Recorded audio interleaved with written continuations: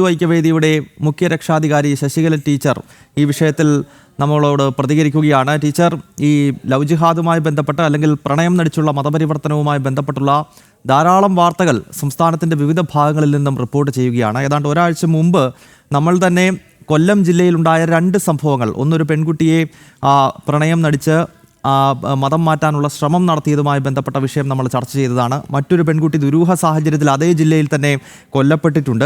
ഇപ്പോഴിതാ കോതമംഗലത്തേക്ക് എത്തുമ്പോൾ അവിടെ ഒരു ക്രിസ്ത്യൻ പെൺകുട്ടിയെ പ്രണയം നടിച്ച് മതം മാറ്റാൻ ശ്രമിക്കുന്നു. മതം മാറാൻ തയ്യാറാകത്തില്ല, പൊന്നാനിയിലേക്ക് പോകാൻ താൻ ഒരുക്കമല്ല എന്ന് ഈ പെൺകുട്ടി പറയുന്ന ഘട്ടത്തിൽ അതിനെ ക്രൂരമായി മർദ്ദിക്കുകയും ഏറ്റവും ഒടുവിൽ ആ പെൺകുട്ടി ആത്മഹത്യ ചെയ്യുന്നതിലേക്ക് കാര്യങ്ങൾ എത്തിയിരിക്കുകയാണ്. എങ്ങനെ നോക്കിക്കാണുന്നു ശശികല ടീച്ചർ?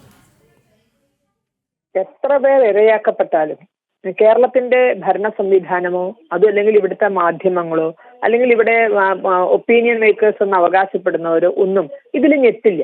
കാരണം അവർക്ക് ചിലരെ പ്രീണിപ്പിച്ച് മുന്നോട്ട് പോകാൻ സാധിക്കുന്നു.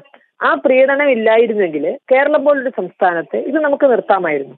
ഒന്ന്, ഇത്തരം കാര്യങ്ങൾ തുറന്ന് ചർച്ച ചെയ്യുകയും അതിന് എന്താണ് ഇതിന്റെ പിന്നിൽ, ഒരു പക്ഷേ ഈ വ്യക്തിയല്ല ഇവിടെ ചെയ്ത ഈ കുട്ടിയെ ശരിക്കും പറഞ്ഞാൽ ആത്മഹത്യ എന്നല്ല പറയേണ്ടത്, അല്ലെ, പ്രേരിപ്പിച്ചുള്ള കൊലയാണ്. അപ്പൊ അതിലേക്ക് നയിച്ച ആ കാമുകൻ എന്ന് പറഞ്ഞ ആ വ്യക്തിയല്ല ഇവിടെ പ്രതി, മറിച്ച് അതൊക്കെ ചെയ്യിക്കുന്ന ഒരു വ്യവസ്ഥിതിയുണ്ട്, ഒരു മത സംവിധാനമുണ്ട്.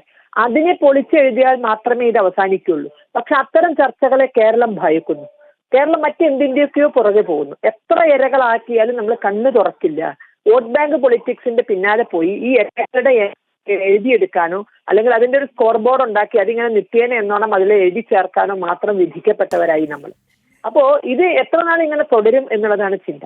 ഇപ്പൊ നമുക്ക് പലയിടത്തും ഓടിച്ചെന്ന് ഇപ്പോ കന്യാസ്ത്രീകളുടെ പ്രശ്നം ഛത്തീസ്ഗഡിൽ ഉണ്ടായപ്പോ അവർക്കെതിരെ നടന്ന അല്ലെങ്കിൽ അവർക്ക് വേണ്ടി എന്നൊക്കെ പറഞ്ഞ് നടന്ന പ്രകടനങ്ങളിലൊക്കെ ഇവിടുത്തെ ഇസ്ലാമിക സംഘടനകളുടെ ആളുകളൊക്കെ ഉണ്ടായിരുന്നു.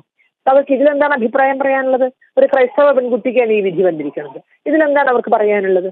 അപ്പോ തീർച്ചയായും ഇത് നമ്മൾ ഒരു തൊലിപ്പുറമെയുള്ള ചികിത്സ കൊണ്ട് മാറുന്ന ഒരു അസുഖമല്ല കേരളത്തെ ബാധിച്ചിരിക്കുന്നത്. കാരണം രാഷ്ട്രീയ തിണ്ണമെടുക്കൊണ്ടും മേലനങ്ങാതെ ഉണ്ടാക്കിയ സമ്പത്ത് കൊണ്ടുമൊക്കെ അവര് കേരളത്തെ ഞെരിച്ച് അമർത്താൻ തക്ക വിധത്തിൽ വളർന്നു കഴിഞ്ഞിരിക്കുന്നു. ആ ശത്രുവിന്റെ ആ ശക്തി ഇനിയും വർദ്ധിപ്പിച്ച് നമ്മളെ ചില പുറമേയുള്ള ഓയിൻമെന്റ് പറ്റലുകളോട് മാറ്റാമെന്ന് വിചാരിച്ചാൽ നടക്കില്ല. ഇത് ഗൗരവമായി ചർച്ച ചെയ്യണം. ഇതിന് പിന്തുണ കൊടുക്കുന്ന ഇസ്ലാമിക സംഘടനകളെയും അല്ലെങ്കിൽ ഇതിന് പ്രേരണ കൊടുക്കുന്ന മതപുരോഹിതന്മാരെയും അവരെയൊക്കെ തന്നെ പൊതുജന മധ്യത്തിൽ കൊണ്ടുവന്ന് ഇതിന്റെ തെറ്റ് സമാജത്തിന് ബോധ്യപ്പെടുത്തി കൊടുക്കണം. 23 വയസ്സുള്ളൊരു കുട്ടി ഇതിനെപ്പറ്റി ഇപ്പോഴും ബോധവതിയല്ല എന്ന് പറയുമ്പോൾ ആലോചിച്ച് നോക്കൂ. ഇത്തരം ഒരു കെണിയിൽ ആ കുട്ടി പോയി ചാടിയത് വേണ്ടത്ര ചർച്ചകൾ ഇവിടെ നടക്കാത്തതുകൊണ്ടാ. ചെറിയൊരു കുട്ടിയല്ല, ഒരു പ്രായപൂർത്തിയാകാത്ത കുട്ടിയല്ല, 23 വയസ്സായ ഒരു കുട്ടിയാണ്. 23 വയസ്സായ യുവതി എന്ന് തന്നെ പറയട്ടെ. ആ 23 വയസ്സായ ഒരു യുവതിക്ക് പോലും കേരളത്തിലെ ഇസ്ലാമിക സംഘടനകളുടെ ഈ ദുരുദ്ദേശം എന്താണ് എന്നും എത്ര ഇരകൾ ഉണ്ടായി എന്നും തിരിച്ചറിയാൻ കഴിഞ്ഞില്ല. അതുകൊണ്ടാണ് ഇരകളുടെ എണ്ണം കൂടുതൽ വർദ്ധിക്കുന്നത്. അപ്പോ അതിന് കാരണം ഇത്തരം ചർച്ചകൾ വേണ്ടത്ര നടക്കുന്നില്ല.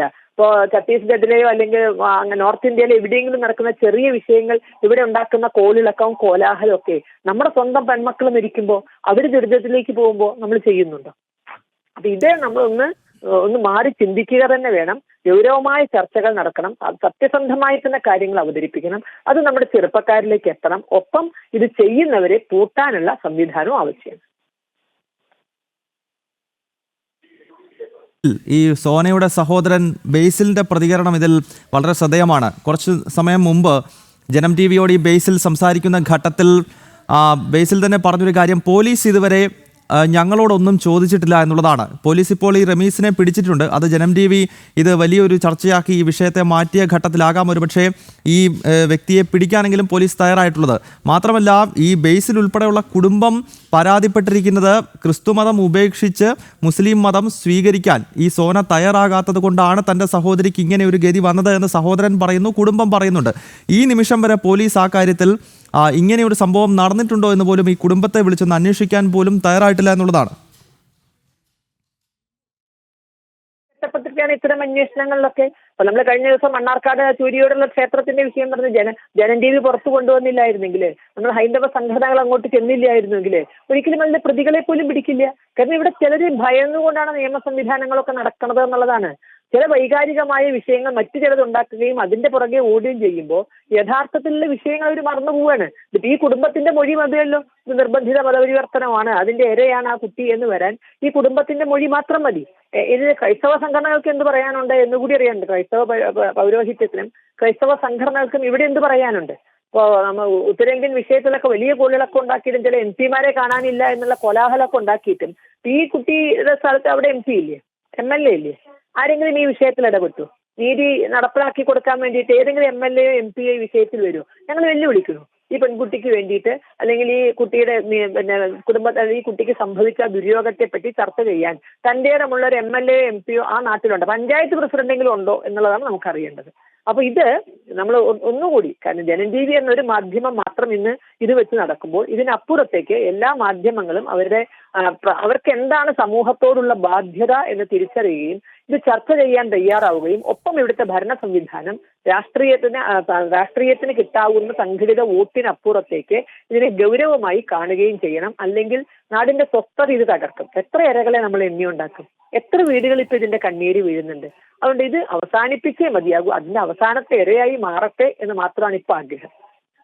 വളരെ നന്ദി ശശികല ടീച്ചർ ഈ ഘട്ടത്തിൽ ഞങ്ങളോട് പ്രതികരിച്ചതിന്. കോതമംഗലത്തെ ലവ് ജിഹാദുമായി ബന്ധപ്പെട്ട് ജനം TV നടത്തിയ നിർണായക ഇടപെടൽ ഇപ്പോൾ ഫലം കാണുകയാണ്. ജനം ഈ വിഷയം ചർച്ച ചെയ്തതിനെ തുടർന്ന് ഇപ്പോൾ റമീസ് എന്ന ഈ കേസിലെ പ്രതി അല്ലെങ്കിൽ ഈ സോനയുടെ കാമുകൻ ഇപ്പോൾ പിടിയിലായിരിക്കുകയാണ്. ഇയാളെ പോലീസ് അറസ്റ്റ് ചെയ്തു എന്ന വിവരങ്ങളാണ് നിഷ ദിലീപ് കോതമംഗലത്ത് നിന്നും റിപ്പോർട്ട് ചെയ്തത്.